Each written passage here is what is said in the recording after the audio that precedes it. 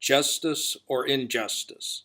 If 100 people are in prison and one proves he is innocent, should he be released? Or should he have to stay in prison because others might come forward later and claim their innocence? If one taxpayer proves his property assessment is wrong, should his tax assessment be corrected? Or should he be forced to pay the overassessment because others might come forward later and claim their property is also overassessed? Joe, do you ever ask for outside interests to come in and do some spot checks on values? Do you ever do that? I guess what I was really asking was, do we ever use a third-party disinterested, not city of Dickinson, not county, to do just some assessments on properties?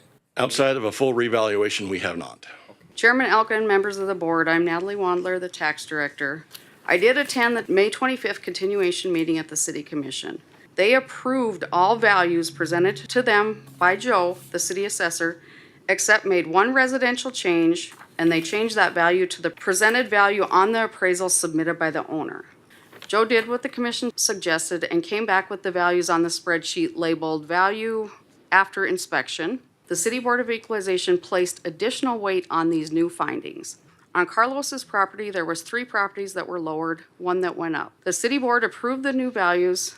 If we take the recommendation of the City Board, that leaves a lot of property owners that can come in and file an abatement because Carlos got a reduction. I did a SWOT analysis for the Board of Equalization, and that's strengths, weaknesses, opportunities, and threats. Weaknesses of the Board of Equalization. You know, the board has the discretion to adjust values requested by the owner. Opportunities is the chance to make the assessed value more representative of the current market. That's what the Board of Equalization can do. You know, we're going back 3 years. We don't like that. We want to set the value to what today's value would be. So that is an opportunity. The threat of doing that is, in my opinion, it opens the city and the county up to threats of arbitrary and capricious valuations. If the action of the board is to adjust one property based off of, all right, this is what the appraisal value was, then how does other property owners how are they not able to bring an appraisal forward and receive the same treatment? Which, moving on to mass property appraisal, pros and our consistent valuation. Con to that is you have outliers present even in statistically accurate models. I don't like to say it all comes out in the wash. I mean, that's not necessarily fair to the taxpayer when times are lean, but I mean, that just kind of works that way.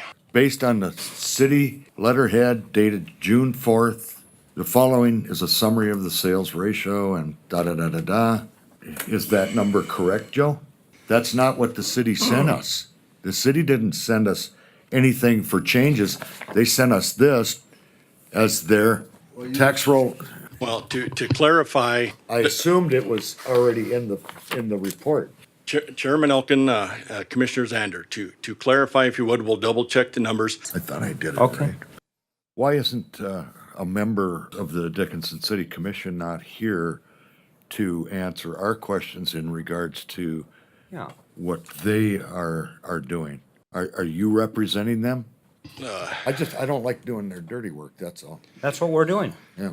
I've always represented the city here. I gave you my recommendation just like I presented it exactly to them. I don't know why they made the decision that they did. I didn't directly invite them along, and I don't know if that has something to play with it or not, but there is that common sense factor, if you will, with Century Apartments. But then what do you do with the other large complexes, Sierra Ridge and all of those? They will all be back, and they won't, they'll be asking for the same thing. But in the end, isn't the point to be close to what it's worth?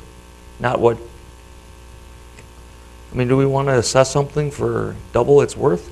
It doesn't matter. The law is clear that every property owner has the right to have his property listed on the tax rolls at its true and full fair market value.